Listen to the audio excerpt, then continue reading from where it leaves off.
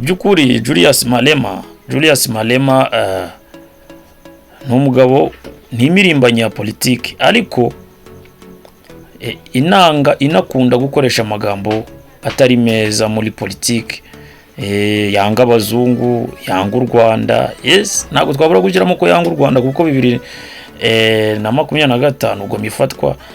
So we yavuze yuko abasirikare babo baguye Goma nyirizina, tibishwe n'u Rwanda, tugomba gukora comeback tukagenda tukajya guhora, kwanza tugatera u Rwanda tukarurasa bien.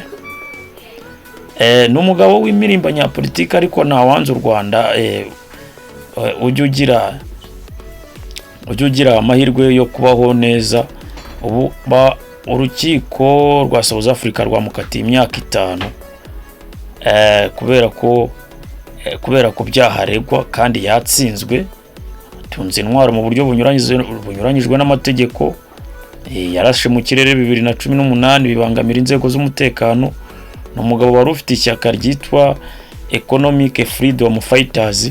So yifuzaga kuzaba president, ariko rimwe na rimwe akanavuga yuko afunzwe ashobora gutaha akaba yagirwa nk'intwari, cyangwa se akaba yaba president avuye kuko yakundwa ngo n'urubyiruko cyane, nk'umuntu wafunzwe nk'imirimbanya ya politike wenza agataha ameze nka Mandela.